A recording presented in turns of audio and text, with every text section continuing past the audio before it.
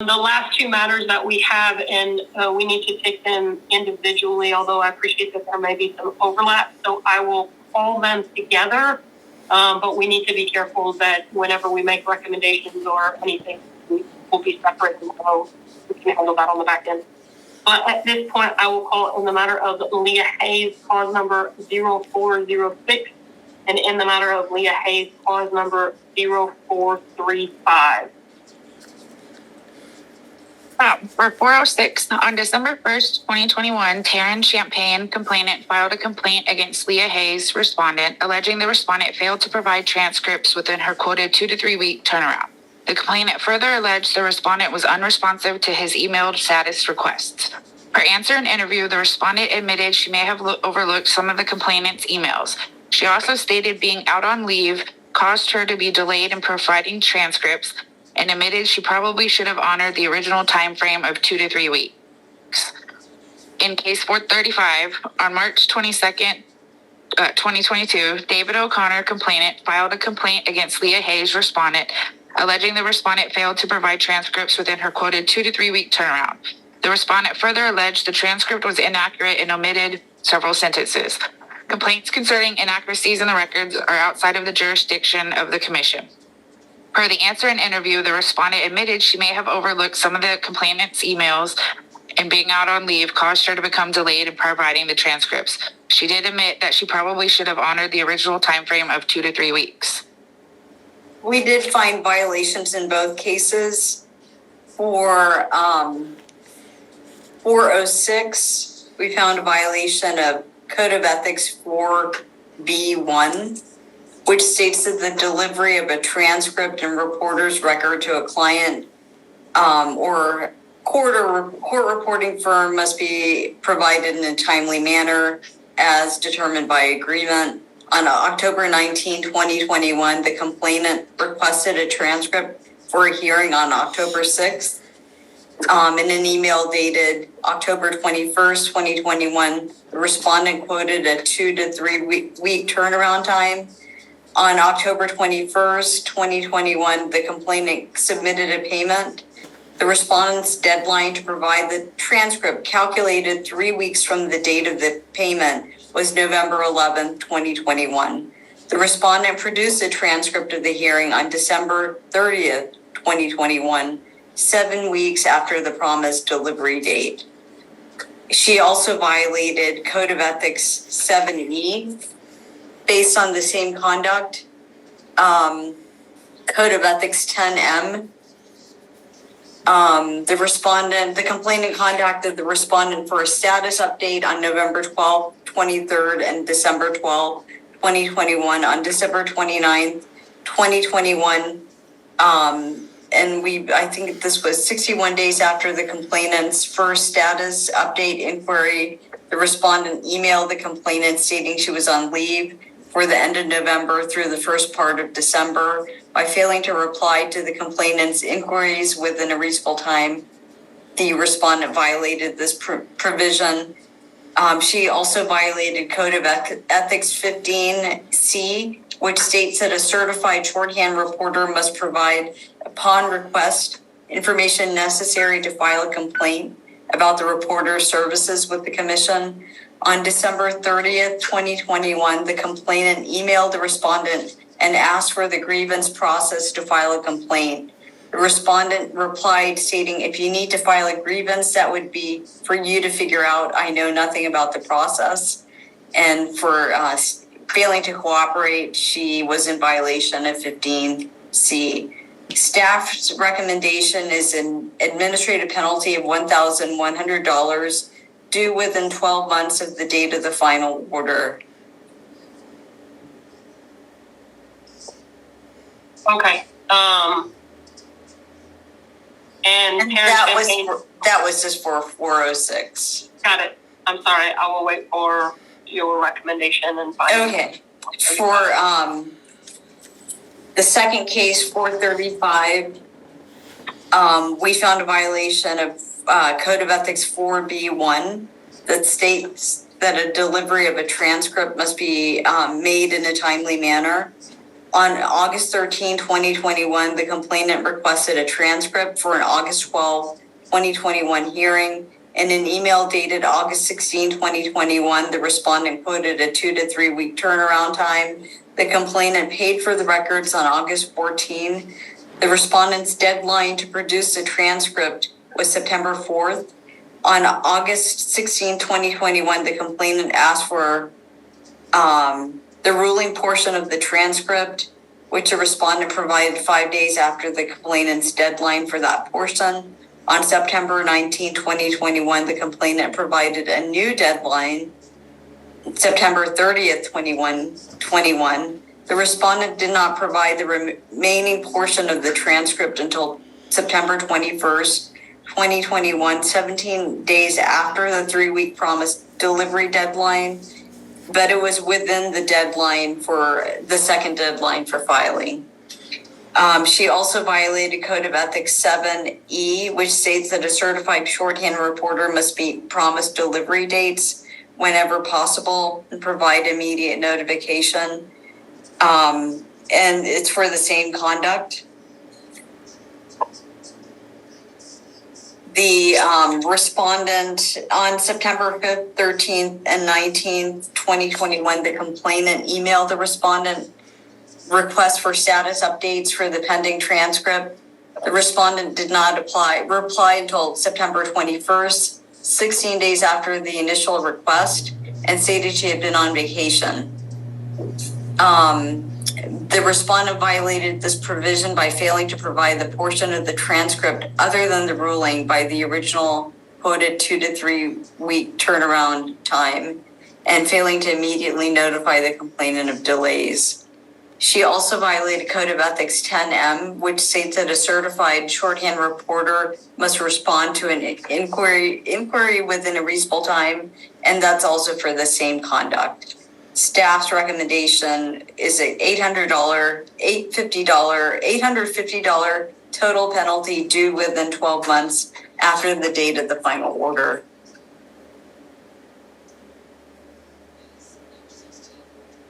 Thank you.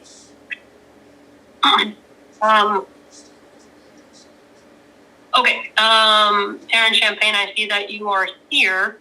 Again, appreciating the summary of everything that has been provided, and there you are. Hello. After everything that's been provided, and is there any additional information that you want us to consider that you believe needs to be provided to us? Yes. Good afternoon. Thank you for inviting me to this hearing or this meeting. I believe the summary of the timeline provided by Ms. Mohan was very accurate and detailed. I do want to note, just to kind of add on to this, that the Office of Court Administration puts out these rules of ethics for court reporters to abide by. I don't know the process by which you become a court reporter, but I imagine at some point you are briefed on ethics such as this. I imagine there's also continuing education that is required to be a court reporter. I imagine as part of this, there is ethics classes that you have to take to continue this, and one would assume that an individual would need to be up to date and periodically refresh their ethics and their understanding of the ethics, as I imagine these ethics are not stagnant and that they do get updates to them from time to time from the Office of Court Administration. What we have here is not only in my case, but in the other case, we can see a clear pattern of conduct by Ms. Hayes, that she does not uphold the deadlines, which is required by the Code of Ethics listed here, and that she's not familiar with those codes of ethics. And in turn, that has the potential to harm the public. And we should do our best to ensure that public servants are able to protect the interests of not only themselves, but also the public at large, as ultimately that is who they are serving when they are serving a judge, an elected judge. And that's kind of my testimony on this. Are there any questions for me? Well, yeah, we'll come to that, and they kind of come up as we discuss it, but we appreciate you being here and appreciate your comment relative to that. And Ms. Hayes, relative to Mr. Champagne's case, and we may have some, again, that kind of overlap a little bit, and I apologize that it may not be as clean, because this definitely seems to be in a particular timeline that's happening from August through December of 2021. So there may be some overlap there. And I do want to afford you the opportunity to respond, but if you don't mind, I'll let Mr. O'Connor chime in on his, and then we'll come to you again, because it just kind of gets a little murky. So, Mr. O'Connor, thank you for being here. I appreciate you turning on your camera and seeing us here today. Again, anything else that you would like to add or share with us that's not in front of us at this time? Thank you very much for allowing me to participate in this. And I think the description of the violations by Ms. Mohan was very accurate. Mr. Champagne's comments are articulated well. One thing I wanted to clarify, or ask to be clarified, was the earlier comments concerning what was not in jurisdiction of this committee. I believe that the chronology of or timelines of the delay in the transcripts was accurate, as I was also reviewing the chronology of the material I had. So my question would be, what was it that was stated that was out of the jurisdiction of this committee or panel? The accuracy of the record. So, for example, if you said further down the driveway and you said farther down the, we can't, it's beyond our purview to go and look at whether or not what said was recorded appropriately. So that's outside of our jurisdiction. But what is within our jurisdiction is exactly what you identified there, with the timeline of what's been brought here before us today. Thank you very much for clarifying that. Yes. Okay, Mr. Champagne. I don't have any further questions. If you have any further questions, if we do, we'll jump in. Okay. All right, Mr. Champagne, quick comment before I switch to Ms. Hayes. Yes, one more thing. This is obviously quite a bit here, but one thing I did want to make note of, in general, it's common practice for individuals within business to leave an out-of-office notice to individuals who may be trying to contact them, to the point that Ms. Hayes was out of the office or was moving. No notification was given to myself during that time frame. There wasn't even an automatic, hey, I'll be out of the office for the next couple weeks. If you need to reach, if you have urgent business, please contact this person. There was no out of office message that was there. Okay, appreciate that. All right, Ms. Hayes. Again, I throw it to you, and is there any information that you want us to consider or have available in front of us as we're discussing this? Sure, yeah. I had written a letter April 23rd last year that I'm sure y'all have. I can read that. It pretty much goes to both of these gentlemen. They both have the same agenda against Travis County family courts. They're both members of the Texas Fathers' Rights Movement, and they were both in my court around the same time. And they're friends. They know each other, and they got together and they did all this against me. I also want to say that Mr. Champagne filed his complaint on me on December 1st, and then on December 30th asked me how to file a complaint against him. He also emailed me 22 times in 2 months asking on status updates continually. It was very unwarranted. I responded as timely as possible. I get a lot of emails. I'm in court all day. We're a very busy court in Travis County. Mr. O'Connor actually got his transcript in time. I'm not sure his complaint, but he also emailed me 25 times in about 2 weeks. They were both emailing me all the time. I miss emails. I even looked at one of my emails to them and I said, I am so sorry I've missed your email. Let me look at this. I answer as fast as I can. Transcripts are my second job. It's my second income. I enjoy it. I love my job. I'm not perfect. I do make mistakes, but this is not, I've been a court reporter for 35 years. I've been an official for 30. I'm very proud of my job, and I'm proud of the judge that I work for. I just feel this was very unwarranted against me. I feel they conspired against me. They both had the exact same complaints against me. I've never had a grievance or had any problem with attorneys or pro ses ever in 35 years of doing this. Both parties received their work product within the 120 days that our statute says I'm supposed to get them out. Yes, I did quote 2 to 3 turnaround week. That's normally how I get it done.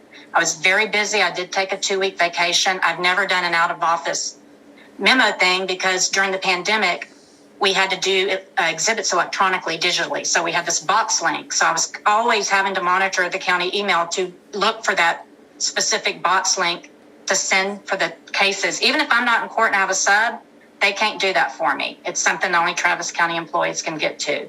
So I did monitor that part. So I've never done an out of office automatic response to answer that question. That's just something I've never done. I'm happy to answer any questions. I feel nobody was harmed.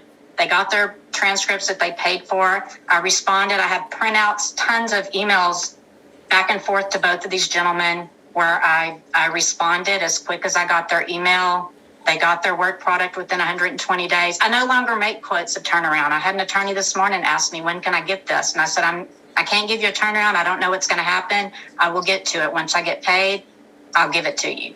I get appeals that come up. I get CPS termination appeals that are 10 days. I get interlock. I get a lot of things that come up in the middle. I think one of these gentlemen, Mr. O'Connor, I even told him I had this an appeal that came up. I had to get out. I'm having to push other stuff behind it because I have a deadline with the Court of Appeals that I have to honor.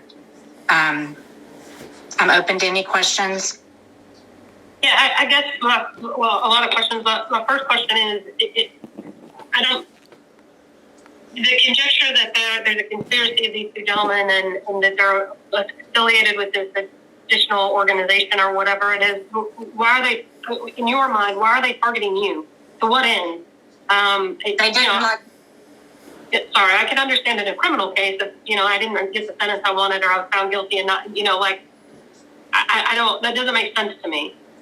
They did not like the way my judge ruled. That's why Mr. O'Connor wanted me to change my record to where it said things that were in favor of him. And they filed grievances. I looked up, they also are not supposed to record the Zoom proceedings. And that's why we had Mr. Champagne in our court, because his previous hearing, you're admonished before the hearing by the judge not to record it. And he was recording it and the staff saw it. And so the judge ended it. And then on our central docket, it came to us. So my judge told him, you're not allowed to record this. It's in contempt of court. He recorded it anyway and then posted a YouTube meme of my judge. He's posted YouTube memes of many of our judges in Travis County. I filed grievances against Judge Orth, Judge Meacham, Judge Crump, and Judge Connor.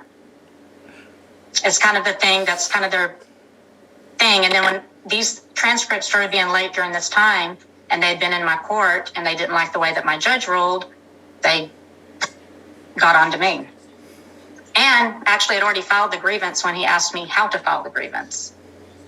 Yeah, that's a little, that timeline isn't consistent. Yeah. Arguably, it doesn't absolve you of the obligation that's written there of informing. Right, and that's a code of ethic that I wasn't familiar with, but I am now, and I've let all my colleagues know about that. Did any of y'all know this? Because at the time, after 25 emails in 2 or 3 weeks, and he's like, "I'm going to file a grievance on you," and I'm like, "Okay, I don't know how to do that. I'm not familiar with this. No one's done it." He was already sending me all of these emails. And then, 30 days earlier, he had actually already filed it. When I see the complaint summary, he filed it December the 1st. And then I feel like I was kind of baited in all this. That's why I was getting so many constant emails. And I do miss emails. We're a very busy court. I do miss emails, and I try to go back and answer everybody. Yeah, I appreciate that. And I appreciate your candor in that regard. Thank you. Melanie, Kim, don't let me be the only one here. I was going to ask, when you quote people like a 2 or 3 week turnaround, I generally say business days. Is that kind of how you work on it? Like, if you give someone 2 weeks, it's basically business days, not including the weekends, even though you probably work every evening and weekend. Yeah, like we all do. Yeah, yes, ma'am. I usually try to say, 2 to 3 weeks. I don't think I stated in their emails particularly that, but that used to be my normal turnaround since now that we're so busy, it's not happening that fast. I understand. I had another question. I'm kind of confused. So Mr. Champagne is a party to the suit. Is Mr. O'Connor a party to the same suit? This all involves the same case, right? No, they're two separate cases. Okay. There's a lot of material. I know. And I did read it all, but there was a lot to read. Yes, ma'am. It was all, I think, if I remember correctly, we had, which hearing was first? One of them was in August and one was in September. And I think Mr. O'Connor's was in September. And we were pretty busy. We had a bunch of these cases, these COVID cases against school districts, ISDs and different things where, about kids coming to school with the mask stuff. And a big one, since it's the state of Texas, they come to Travis County. And we had a really big one right in the middle of me preparing transcripts. And it was like on a Thursday and I had to have it out Monday. And it kind of got me behind on some stuff. And I was out for 2 weeks in September. Right, Ms. So let's talk about that. So you were out in September for 2 weeks, and I'm not begrudging anybody for taking somebody these cards. And then I read in here as well that then you were on leave for the end of November or the beginning of December. Now, I don't need HIPAA protected information, but was it medical leave? Was it personal leave? Like, what was the nature of that leave? It was personal. It was just 5 days. It's just 5 days. Oh, okay. Again, I'm not begrudging anybody, but I just want to make sure that I understand what's happening. Yeah. Well, I kind of had a question along that line. I'm freelance, and even when we're on vacation, we're never really on vacation. No. And even when we're on leave, there is no such thing as leave, but we have our phones, and it's connected to our emails. As an official, you have access to your emails on your phone? Yep. Okay. I do have my county email, and I did actually do Mr. O'Connor's transcript, finished it. I got his email on my vacation, and I did it. I remember doing it that night because he was like, I'd already given him the ruling. He wanted that. And then I was working on the other half and he started emailing me. And when I was checking them, I was like, he really needs this. And I remember sitting down and getting it done. And I got it to him. He told me he wanted it before September 30th. I got it to him September 21st. Did you reply to him? I'm working on it right now while I'm on vacation. I did. Okay. That's exactly what it said. I will get this to you while I am on vacation. Yes. I've got papers everywhere, but yes, there was that exact response. I will get that to you. I am on vacation. I think the emails are excessive. I understand that, and it happens sometimes in family cases, contentious family cases. You can get a whole lot of emails. I understand that. I did wonder, do you use Scopus or proofreaders, or do you do all of your work yourself? I found a really great scopist last year in 22 in September. I met her at the convention, and I solidly use her now. She's a godsend. But at that time, I did not have anybody. And Mr. O'Connor, I believe I call you Mr. Are you Dr. O'Connor? And I have shortchanged you the benefit of your title. I apologize, but I see that you have your hand raised. And so I'll allow you guys I'll open it up to you guys. But I'll start with you since you had your hand raised as long as Dr. O'Connor. You're on mute, sir. Thank you very much for allowing me to respond.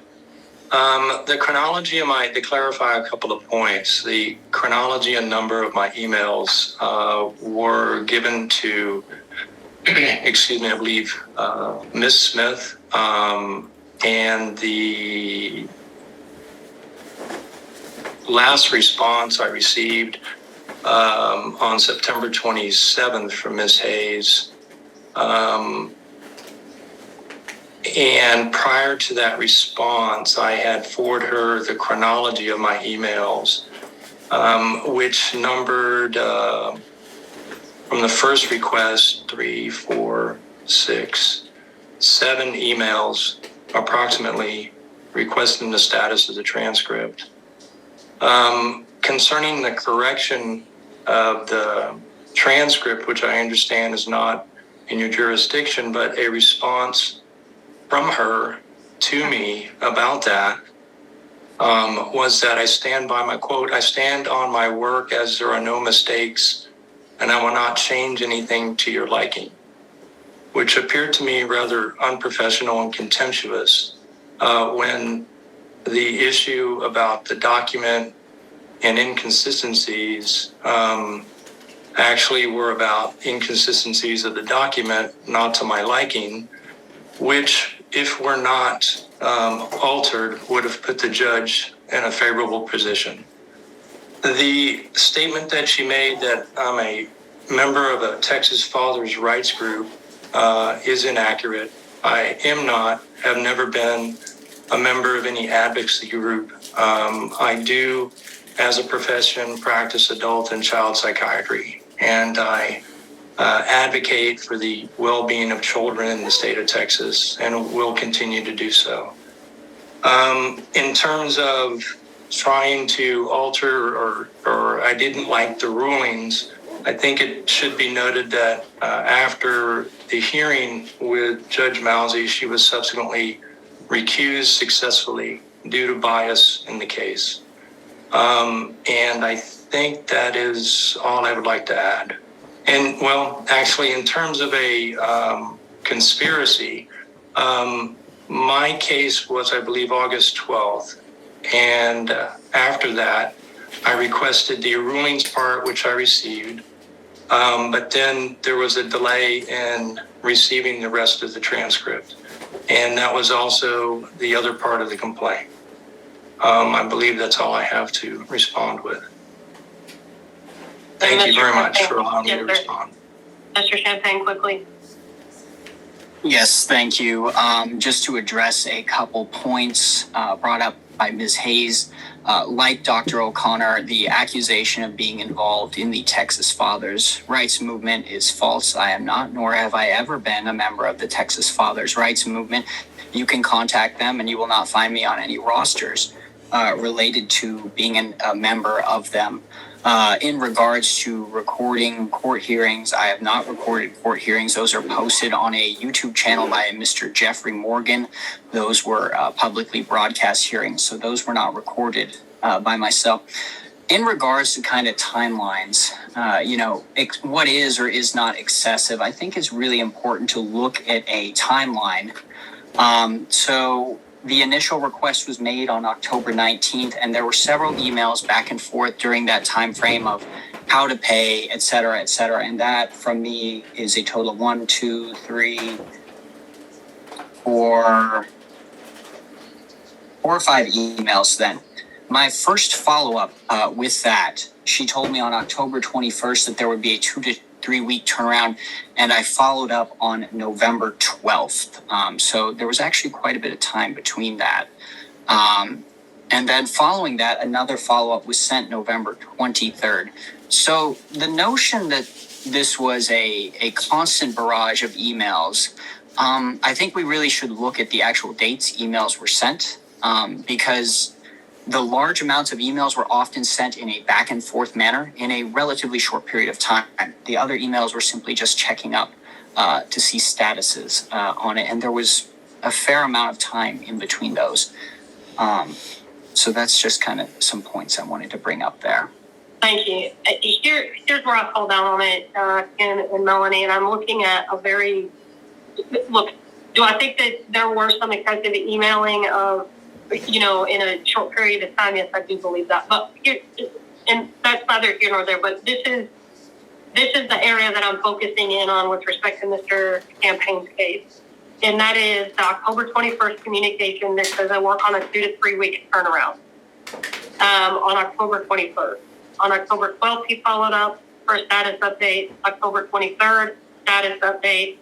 November 23rd, he requested some more, but I'm going to consider that one, even though it's 2, arguably maybe the same day.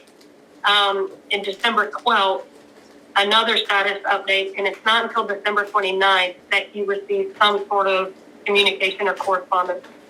So from the time in the more than 2 months after she promised it in 2 to 3 weeks, and I get the timeline or whatever, but in the more than 2 months, he 1, 2, 3, 4, I'm sorry, let me recount. 1, 2, 3, 4 emails that he sent that went unanswered on different days. Again, the 23rd kind of doubling up. Okay, fine.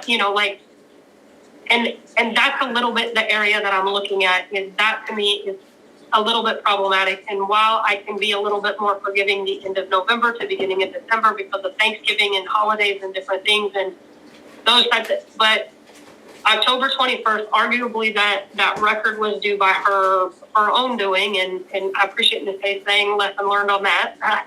I'm not, not giving time, but that's the area that I'm focusing on, and I don't love the lack of communication and the lack of correspondence during that time. And regardless of Mr. Champagne's potential motives or political affiliations or advocacy or anything else, neither here nor there, and I'm sort of eliminating it. That seems to be the area that I'm focusing in on that is a little problematic to me, of the radio silence in that time. And that's kind of what I'm looking at with respect to Mr. Champagne's case at this time.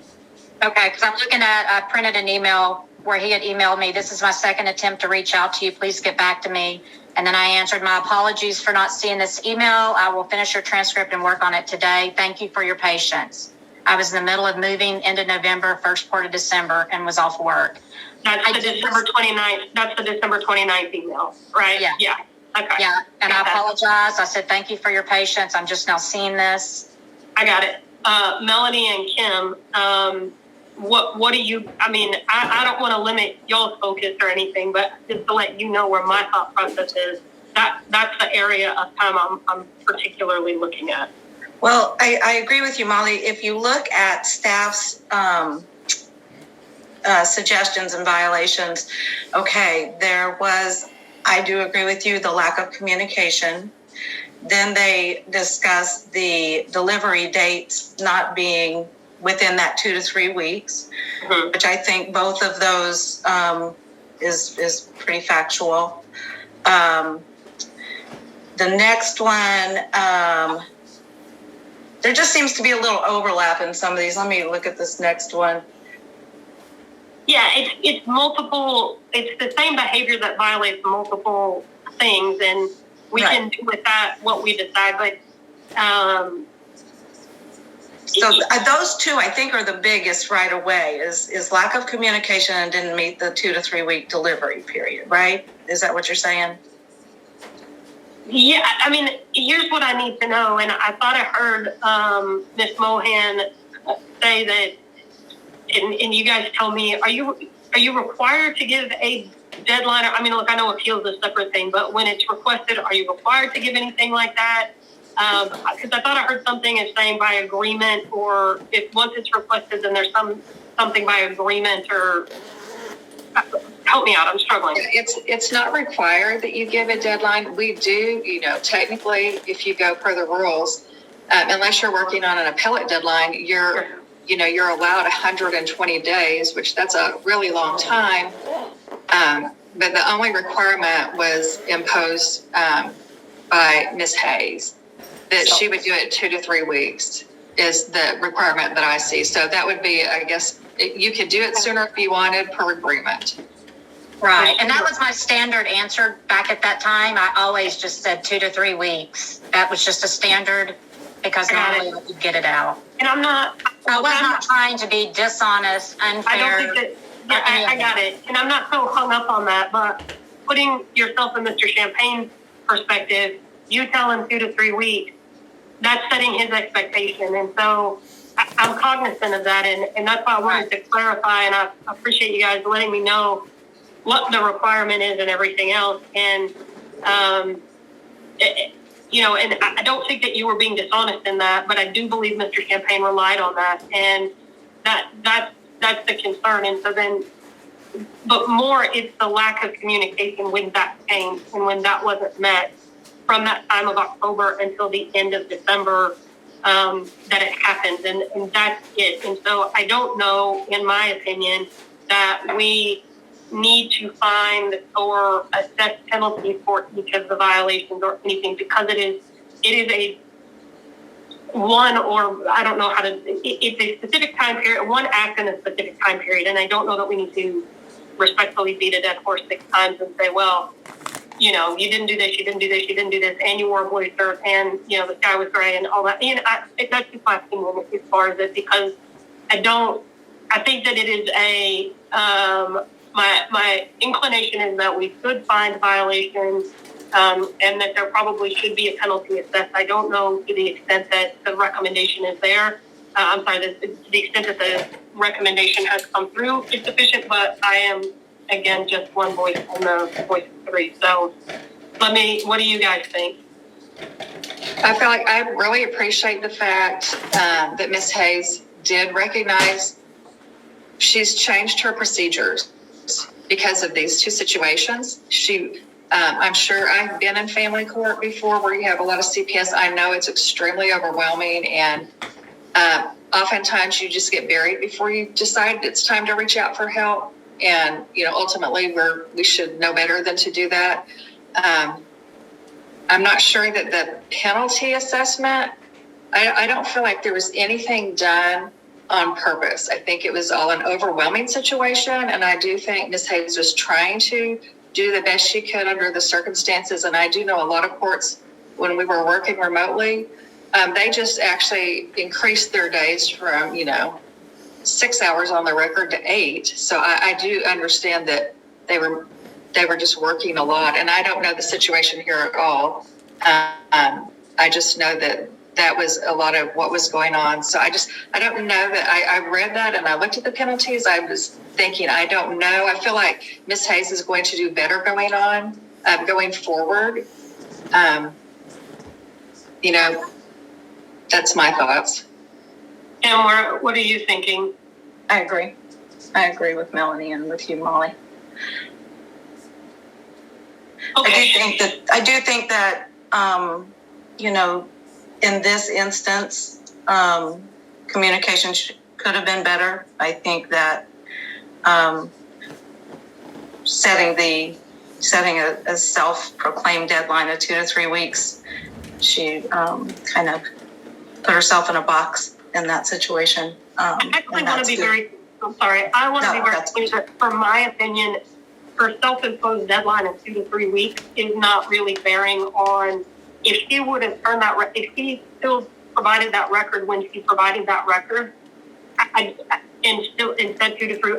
That's not the issue that I'm having. The issue that I'm having is the lack of communication for 2.5 months, and I just want to be clear about that and about what it is, but acknowledging that in doing so, and I don't need to tell Ms. Hayes this, she gets it. In doing that, she set Mr. Champagne's expectations reasonably or unreasonably is on down the road, and she's, to Melanie's point, already made that change, and it will probably serve her well in the future. My concern is the 2.5 months of 4 emails and no response and no communication, and not, hey, I got snowed under, hey, I got it, I'm working on it, something along those lines. Just let him know that it's sort of not in vain. And so I guess then the next question is, finally, I guess for me is, do we find multiple violations? I will tell you this, I'm a little bit dismissing, Ms. Hayes now knows she's got an obligation to tell them how to file a grievance, something she wasn't aware of before. She's been aware of it before, I don't know. And you guys can let me know as to when that became a thing. The timing of that, you'd already filed the grievance and then asked her how to file the grievance, I don't love it. It does seem a little unclean hands.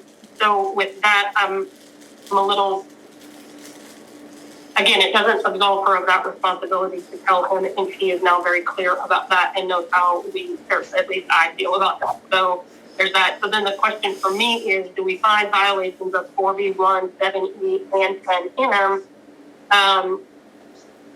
and assess fines or how do we handle that? Well, first of all, I think 10M,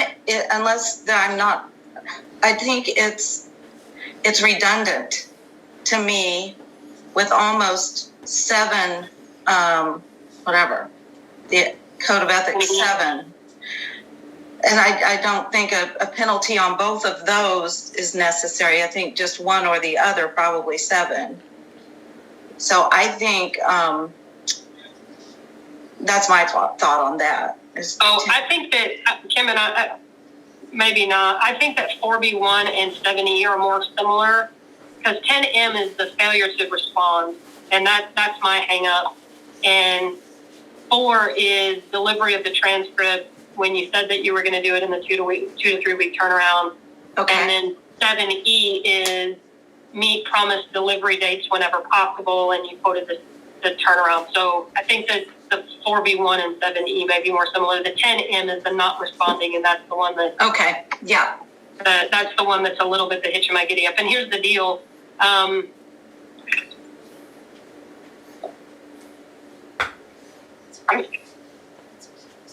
Tell me from your perspective, Kim and Melanie, it seems as though we are inclined to find a violation of at least 10M of failing to respond. Am I wrong in that?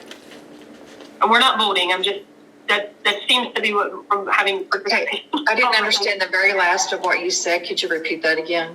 Yes, it seems as though we are inclined to find a violation of 10M requiring her to communicate and respond timely to an inquiry. Am I wrong in that? No. I'm not asking you to vote. I'm just. Yeah, I think that I agree with that. And, you know, just looking at the violations in 4, even though, you know, she did violate part of that, but when you look at the top of it, it says honesty, integrity, and fair dealing. I don't think she did anything intentionally. I don't think she was trying to be unfair. I do believe she missed deadlines and, you know, definitely did not give him information on filing a complaint. If that's probably what, I think that's kind of what you just said in a different way.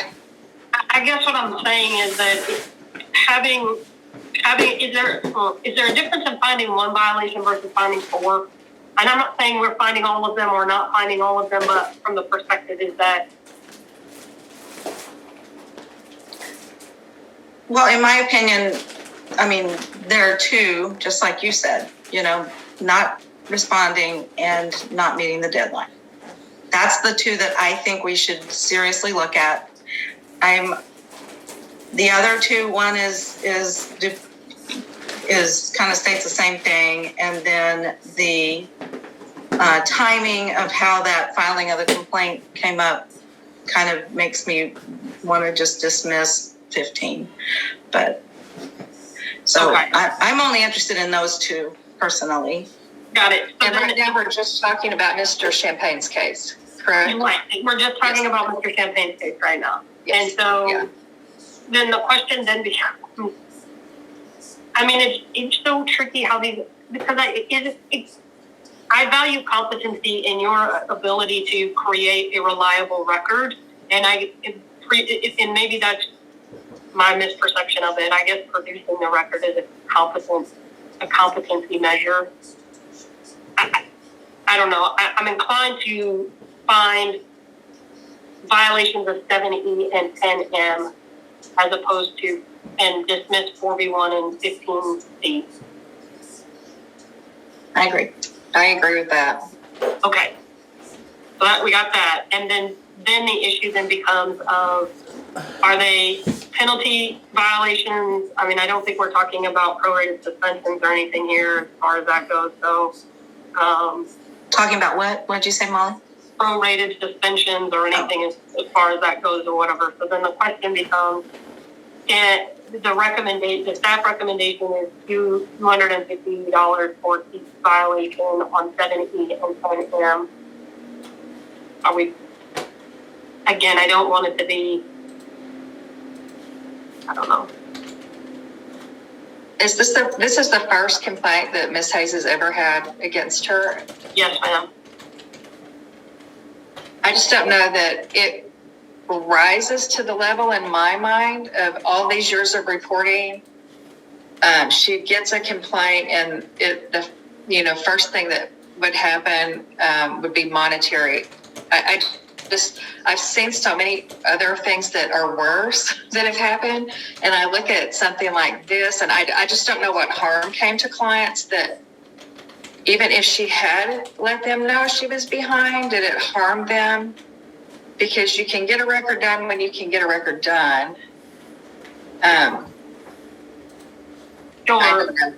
And I appreciate it from Mr. Champagne's position of the 2 to 3 week timeline that he was given then triggers these other things. And I mean, it sucks that in criminal cases and in family cases, there's a particular sensitivity, and everybody that's served on this board knows I'm particularly sensitive to folks getting in jail when reports or records are delayed and everything else, because you're out doing whatever it is you're doing, and this gentleman is sitting in jail and potentially delayed that or whatever. And so, additionally with family, and I don't know what the situation and what these particular hearings were about, I can read the style of the case and see that there's a child involved, and whether it's not, if it pertains to custody or visitation or anything else. I mean, I'm cognizant of the sensitivity of family law matters as well into what it does. So while it may be imperceivable to us that there's no harm to Mr. Champagne, he may have a very different opinion about what the delay in this record is,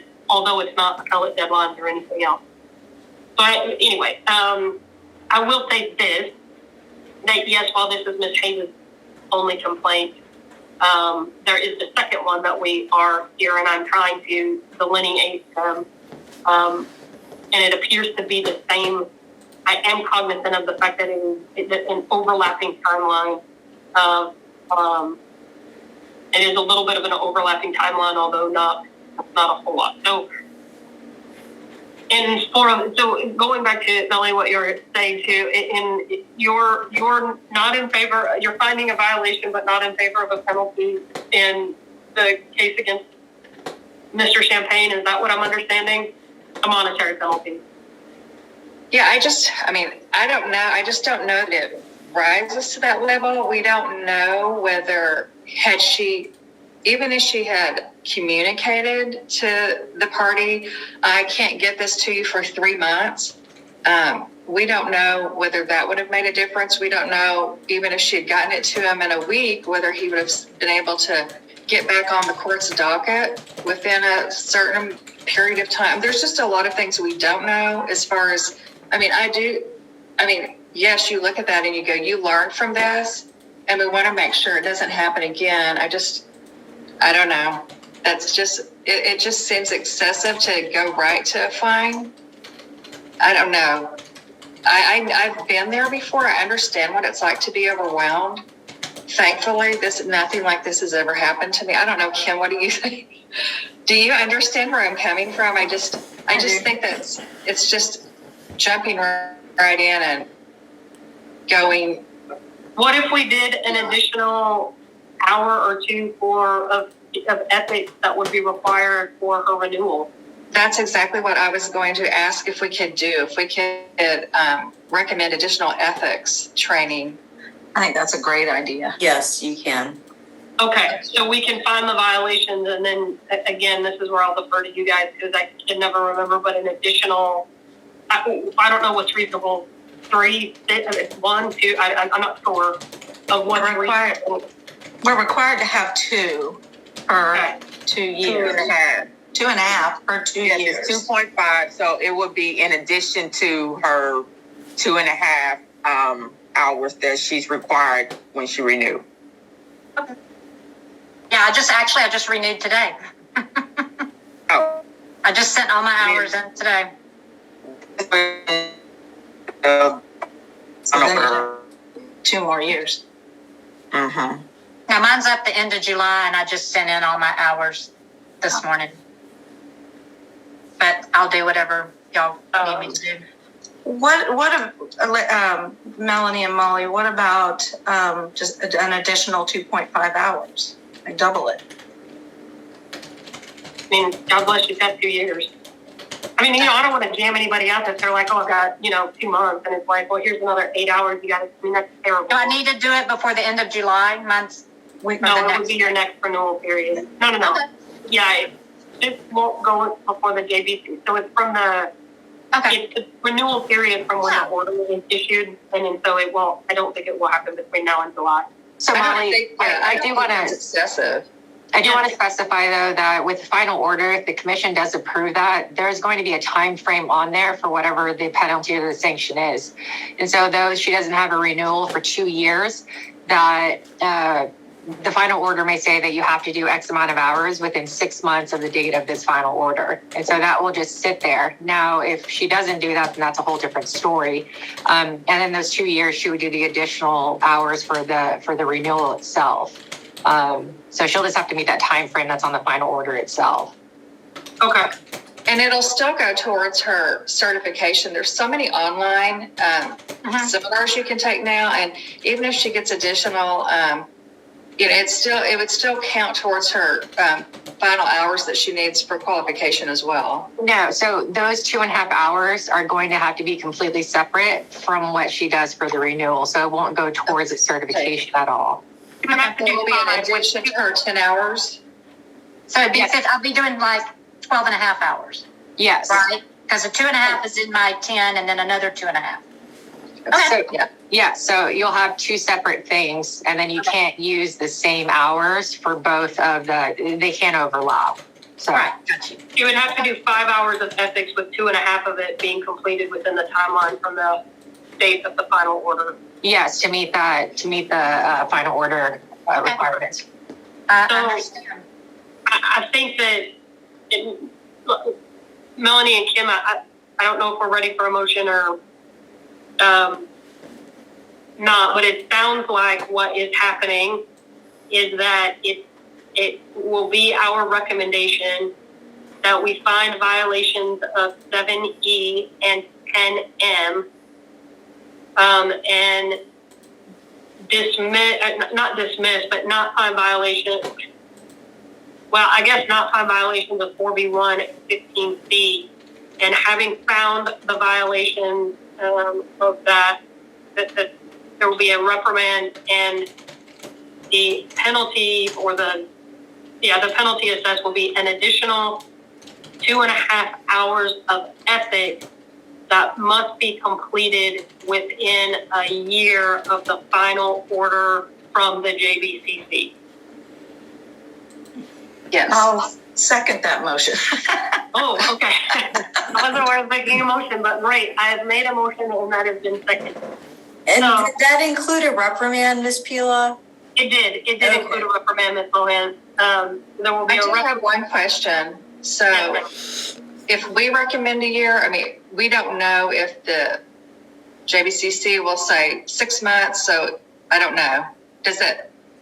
Maybe that's a question for Dina. I don't know how that works exactly. They can come up with their own penalty. They don't have to adopt the penalty of the Okay. committee. I just But was wondering. Yeah, the agenda item that will be down there is one of them is for one of us to attend that meeting. And so if that seems to be that way, we can advise the JBCC as to why we did it for a year. Okay. And what our rationale was. And ultimately, they would have the final decision on that.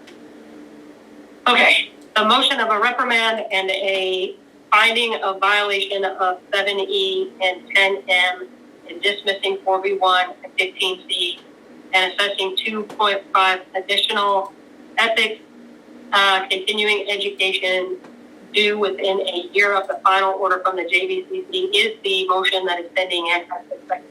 Any further discussion, comments, or anything else? Okay, with that, we'll put it to a vote. All of those in favor that be our recommendation to the JBCC, please say aye. Aye. Aye. Those opposed? Okay. Mr. Champagne, you have heard that will be our recommendation. There is a board that will determine whether or not that is ultimately what happens relative to your case. You will receive correspondence as Ms. Hayes about when it will be set with that meeting. And ultimately they will decide what happens with that. So I appreciate your time being here today and your input into this matter. You are free to hang out with us for a little bit longer, or you can be excused at this time if you would like. Thank you very much, ma'am. I appreciate y'all's time. Yes, sir. Okay, now with respect to cause number 0435, Dr. O'Connor's complaint that he has filed.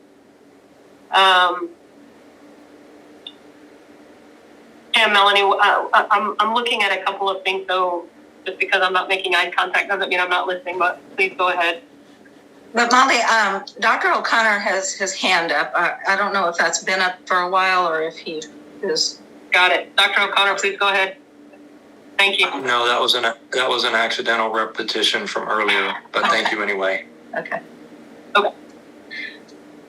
Well, I tend to have the same thoughts as what we had in Mr. Champagne's case. 4B1, little duplicative 70 and 10M. I think, we should discuss that and dismiss 4B1.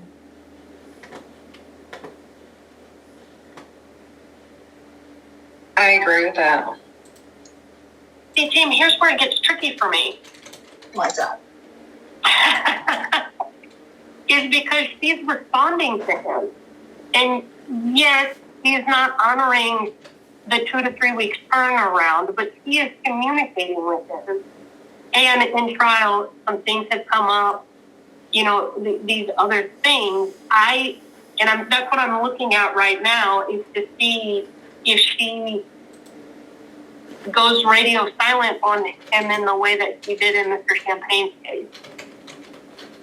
Ms. Pila, we did Yes, look ma'am. at the language of reasonable time when we came up with these violations, so that's up to y'all. Okay.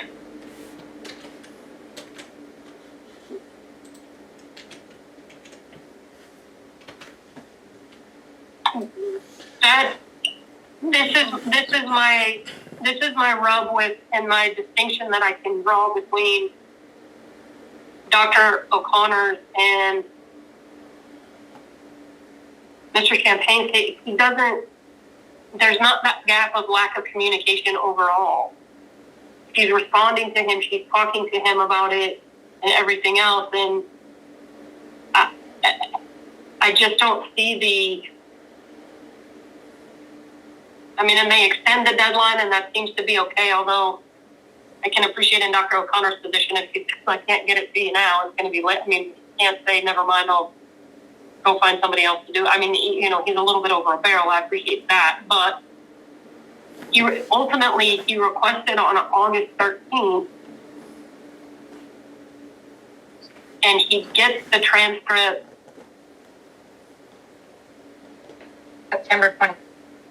on September 21st.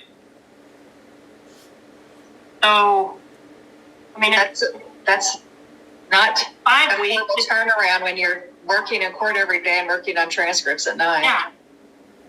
And again, she's on vacation, and I'm very protective of vacation time, and I think it's unfortunate that, I'm in the same boat. I check my emails every day, personally, while I'm on vacation as well. It's awful. It shouldn't be that way, and it should be that I'm on vacation and that's it. And again, Ms. Hayes saying, 2 to 3 weeks as the automatic response is seemingly been vacated. And my rub that I had with the last one was the lack of communication and correspondence. And in that one, he requested it mid-October, and he didn't get it until much, much later. And so anyway, I don't see the same issues here that we saw in the other one. So what's the longest time delay do we have between an email and a response here? That's what 16 days, I think. It said he emailed on 16 days after the initial request was September 5. And he asked for a status update, I guess, on the 5th, the 13th, and the 19th. And Ms. Hayes was on vacation from the 9th, since September 9th, and returned to work on the 27th. And she completed it while on vacation. And look, yes, people have a myriad of reasons of not leaving out of office stuff. One of my lawyers will tell you that it's because he doesn't want anybody to know that his house is empty. There's a myriad of things that can be done in that way. So, in the freelance world, maybe you guys don't do it because you don't want somebody to go to your competitor thinking that you're unavailable. But there are 1,000 reasons, and I guess the 16 days, but he's on vacation during that time, and I don't know. I'm having a hard time finding in Dr. O'Connor's case. It's difficult for me to equate it as the same thing, and I think 16 days is pretty long to go without any response. But she's on vacation. Yeah. I mean, I don't know what the vacation was, but if I'm out of the country, I don't check my emails at work or home usually. But I mean, I'm accessible to family members, but I try to actually be on vacation with my family when I'm on vacation. Good for you. That's the way it should be. By the way, that is the way that it should be. And it's, I know. whatever. I won't We need get on to it. learn from the Europeans a little bit more. That's exactly it. I saw something that was like, the European was like, I'm going to take vacation because I'm a little bit tired and overworked. And the American was like, I'm going to take 3 days PTO from an open heart surgery. But anyway, it's not here. Exactly. I'm not going to get on my soapbox about it, but being on vacation is a legitimate explanation to that. I get it if she was just in court and it's just 16 days of non-communication, just in court, like you're not doing anything. I have a harder time a little bit with that. I don't know. I mean, it's trickier for me in this one. Well, and I look at it as it was so for, you know, about a month. And then if you just knock off the weekends and look at the weekdays, we don't know what the court schedule was. She could have been in court every day. And the fact that she did complete it while on vacation, to me, it shows a diligent attempt to meet the deadline. And she was in communication with him pretty regularly about it. I don't feel like there was anything intentional or misleading. I just, once again, I feel that she was overwhelmed and possibly didn't communicate well with the fact that she was gone. Had she told him, I'm going to be on vacation from this day to this day, he would have known, okay, I'm definitely not going to get it during this time. But then she did get it to him while on vacation. So I feel like she was trying at the best of her ability. There was nothing intentional or misleading. Yeah, I don't, I don't think intent is it, and I don't think she was ever, you know, saying, I'll tell him 2 weeks, knowing damn well it's going to be, you know, 6 months or something like that. I mean, that's not it at all. But I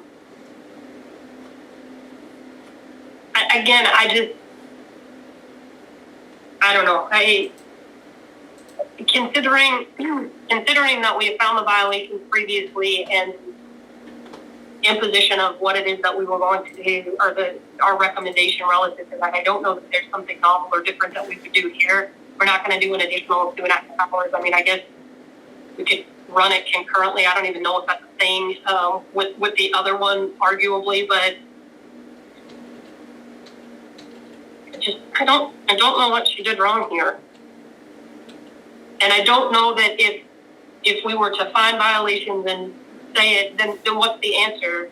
Ms. Hayes, check your emails while you're on vacation and make sure you're responding to them. Like, that's, I don't know what the message is there. And if that's it, it's not one I want to send. I'm personally comfortable sending, and I don't think that we should send as a committee off my soapbox now.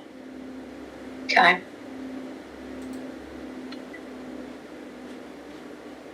So we'll like piggyback basically, since she's already doing the 2.5 hours in Mr. Champagne's case, that portion, that's we're not going to look at it here, and that's 7E, is that correct? And then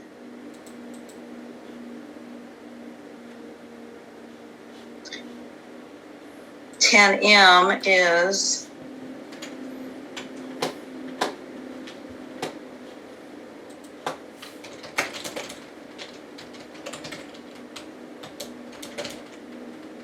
the 16 days and the 17 2 days. weeks of that she was on vacation, or at least for a significant portion of that. I mean, I guess what I'm saying, no violations in Dr. O'Connor's case. I'll agree with that.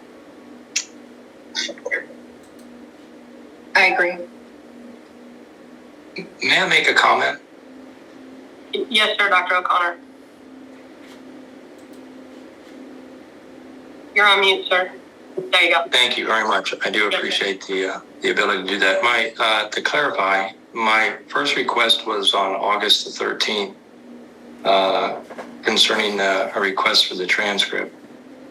And the ruling part we were able to obtain. Then it was August the 21st was the request for the subsequent remaining part of the transcript. But I did not, August 23rd was the request for the remaining part of the transcript. But I did not get a response from Ms. Hayes until the 21st of September, in which she finally said that she was on vacation. And would have the transcript ready, or had the transcript ready at that time. The timeline we have is different, and it looks like she responds to the 23rd. She responded on August 26th, saying she was under the impression that you needed the ruling portion and she had not begun the rest of the transcript. So she responded on the 26th to your request on the 23rd. Yeah, she did. We have an email on August 26th. I was under the impression you needed ruling before the hearing today, which I did already. I haven't been able to begin the whole transcript. And but then again, on September 1st, she responded again saying to Mr. Beveridge with an anticipated date and explained that she was working on appeal and things had been pushed. And then that was the last response until the 21st. That's the timeline that we have in front of us. That's what we're looking at. I don't have that response. I think it was to Mr. Beveridge. I don't know if you were CC'd on that or not. He was. No, ma'am, I did not. Okay. Was Mr. Beveridge Dr. O'Connor's attorney or a different attorney? That was his attorney. Okay, so you were responding with both the attorney and both the party at the same time. Okay.